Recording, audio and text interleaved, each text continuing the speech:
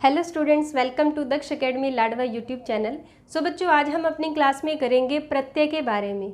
उपसर्ग की तरह प्रत्यय भी इम्पोर्टेंट टॉपिक है किसी भी कॉम्पिटिटिव एग्जाम के लिए जिसमें हिंदी आती है। तो हम प्रत्यय स्टार्ट करते हैं। प्रत्यय दो शब्दों से मिलकर बना है, प्रति प्लस आय। प्रति का मीनिंग होता है साथ में और आय का मीनिंग होता है बाद में। अगर प्रत्यय की परिभाषा देखें, प्रत्यय की परिभाषा होती है जो शब्दांश शब्दों के अंत में जुड़कर। अब यहाँ किसकी बात आई है? शब्दांश की। उपसर्ग की तरह प्रत्यय भी शब्दांश होते हैं, यानी कि शब्दों के अंश होते हैं। जो शब्दांश किसी शब्द के अंत में जुड़कर उसके अर्थ में परिवर्तन या विशेषता ला देते हैं, उन्हें हम क्या कहते हैं? प्रत्यय कहते हैं। जैसे यहाँ मैंने दया शब्द लिखा है, दया के साथ आलू प्रत्यय लगाया तो क्या बन गया? दयालु। और दयालु एक नया शब्द हमारे पास आ जाता है। ऐसे ही आपने याद रखना है, प्रत्यय हमेशा ही सार्थक शब्द के पीछे लगते हैं। उसके बाद क्वेश्चन आता है कि प्रत्यय कितने टाइप के होते हैं या प्रत्यय के प्रकार कितने होते हैं। तो प्रत्यय दो प्रकार के होते हैं। एक होते हैं कृत प्रत्यय, एक होते हैं कृत प्रत्यय और एक होते हैं तद्धित प्रत्यय। तद्धित प्रत्यय। तो प्रत्यय दो प्रकार के होते हैं, कृत प्रत्यय और तद्धित प्रत्यय। कृत प्रत्यय को ही क्या बोला जाता है? कृदंत प्रत्यय। कृत प्रत्यय को ही कृदंत प्रत्यय बोला जाता है। कई बार कृदंत के बारे में पूछ लिया जाता है, तो कृत प्रत्यय ही क्या होता है? कृदंत प्रत्यय होता है। नेक्स्ट है तद्धित प्रत्यय। तद्धित प्रत्यय को ही क्या बोला जाता है? तद्धितांत प्रत्यय। तद्धितांत प्रत्यय किसे बोला जाता है? तद्धित प्रत्यय को ही बोला जाता है। तो हम सबसे पहले बात कर लेते हैं कृत प्रत्यय की। कृत प्रत्यय किसे कहते हैं? इंपॉर्टेंट है बच्चों, एग्जाम में अक्सर कृत प्रत्यय के बारे में भी पूछ लेते हैं और तद्धित प्रत्यय के बारे में भी पूछ लेते हैं। तो पहले हम करते हैं कृत प्रत्यय के बारे में। कृत प्रत्यय किसे कहते हैं? कृत प्रत्यय बच्चों जो प्रत्यय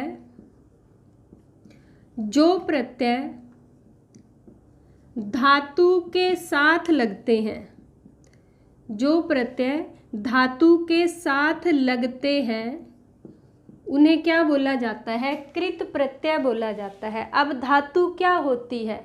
धातु किसे कहा जाता है? बच्चों, धातु जो शब्द है वो संस्कृत की होती है। धातु किस में होती है? संस्कृत भाषा में होती है। और अगर हम इंग्लिश की बात करते हैं, धातु किसे कहते हैं? धातु बोलते हैं रूट वर्ड को। रूट वर्ड को धातु बोला जाता है और धातुएं हमेशा संस्कृत में होती हैं। जो कृत प्रत्यय है वो किसके साथ लगते हैं? वो धातु के साथ लगते हैं। अब धातु क्या है? धातु जो शब्द हैं जैसे खा, पी, सो, पढ़, लेख, ये धातुएं होती हैं। ये सारी जो मैंने लिखी हैं ये धातुएं होती हैं और इनसे नए शब्द बनते हैं, इसलिए इन्हें क्या बोला जाता है? धातु कहा जाता है। आपने याद रखना है, कृत प्रत्यय किसके साथ लगते हैं? हमेशा धातु के साथ लगते हैं। मैं आपको एग्जाम्पल से क्लियर करती हूँ इसको। जैसे लेख शब्द है, लेख के साथ हमने अक प्रत्यय लगा दिया तो एक नया शब्द क्या बना? लेखक।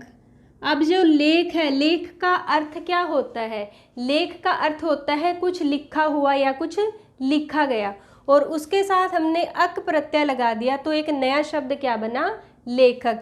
जो लेख है इसे बोलते हैं धातु। ऐसे ही पाठ, पाठ के साथ अक प्रत्यय लगाने पर एक नया शब्द बनता है पाठक। लड़ के साथ अगर हमने आई प्रत्यय लगा दिया तो क्या बन गया? लड़ाई। इन्हें बोला जाता है बच्चों कृत प्रत्यय। और कृत प्रत्यय बच्चों हमेशा कहाँ पे लगते हैं? धातु के साथ लगते हैं। आपने इतना याद रखना है। तो नेक्स्ट हम करते हैं तद्धित प्रत्यय या फिर तद्धितांत प्रत्यय। तद्धित प्रत्यय क्या होते हैं? जो प्रत्यय संज्ञा, सर्वनाम, व विशेषण के साथ लगते हैं। आपने ये 3 शब्द याद रखने हैं जो प्रत्यय संज्ञा के साथ लगते हैं, सर्वनाम के साथ लगते हैं और विशेषण के साथ लगते हैं। उन्हें क्या बोला जाता है? तद्धित प्रत्यय या फिर तद्धितांत प्रत्यय। अब आपने यहाँ याद रखना है कि संज्ञा क्या है, विशेषण क्या है, सर्वनाम क्या है। आपको शब्दों की पहचान होनी चाहिए, तभी आपको पता चलेगा यहाँ पे कौन सा प्रत्यय लगा है। जैसे एक शब्द लिखा है मैंने सेठ, जो सेठ शब्द है ये क्या, ये इनमें से संज्ञा है, सर्वनाम है या विशेषण है? जो सेठ शब्द है वो संज्ञा है। और कौन सी संज्ञा? जातिवाचक संज्ञा। सेठ के साथ अगर हमने आनी प्रत्यय लगाया तो क्या बन गया? सेठानी। तो ये एक नया शब्द बनकर आया हमारे पास, सेठानी। ऐसे ही दया, दया जो है वो भाववाचक संज्ञा है। दया के साथ आलू प्रत्यय लगाया तो क्या बन गया? दयालु। ऐसे ही अगर हम पंडित शब्द यहाँ पे लिखते हैं, पंडित भी जो है वो जातिवाचक संज्ञा है।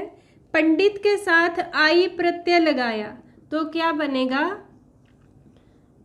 पंडिताई। तो हमारे पास एक नया शब्द बनकर आया, पंडिताई। उसके बाद बच्चों कई बार एग्जाम में क्या पूछ लिया जाता है कि किस शब्द के साथ कृत प्रत्यय लगा है या किस शब्द के साथ तद्धित प्रत्यय लगा है, या फिर आपसे ऐसा भी पूछा जा सकता है कि कृदंत प्रत्यय किसके साथ लगा है या फिर तद्धितांत प्रत्यय किसके साथ लगा है। तो आपने ये दोनों याद रखना है, कृत प्रत्यय ही कृदंत प्रत्यय होते हैं और तद्धित प्रत्यय ही तद्धितांत प्रत्यय होते हैं। एक छोटा सा एग्जाम्पल मैं आपको देती हूँ। जैसे अगर आपके पास एग्जाम में पूछा जाए कि बताएं किस शब्द के साथ कृदंत प्रत्यय लगा है या फिर कौन सा शब्द कृदंत प्रत्यय से बना है। 4 एग्जाम्पल है आपके पास। रंगीला, उसके बाद है बिकाऊ, नेक्स्ट है दुधारू और कृपालु। ये 4 शब्द हमारे पास है, रंगीला, बिकाऊ, दुधारू और कृपालु।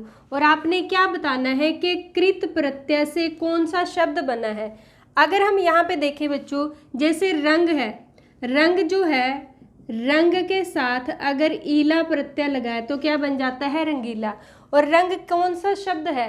रंग जो है आपके पास विशेषण है, क्योंकि विशेषण क्या होते हैं? जो विशेषता बताते हैं।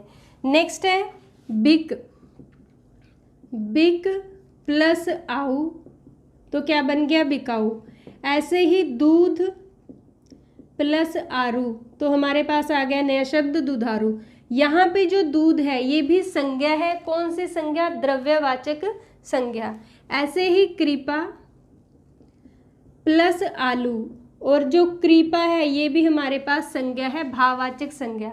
अब इनमें से जो बी ऑप्शन है, बिक जो है, बिक क्या है? धातु शब्द। और जो कृत प्रत्यय है वो किसके साथ लगते हैं? धातु के साथ लगते हैं। इसलिए हमारे पास आंसर क्या होगा? बी या हमारे पास जो ऑप्शन है वो आंसर होगा। और ये जो शब्द है वो किसके साथ बना है? वो कृदंत प्रत्यय के साथ बना है। तो बच्चों ये था आज का हमारा टॉपिक प्रत्यय के बारे में। उम्मीद करती हूँ आपको अच्छे से समझ आया होगा।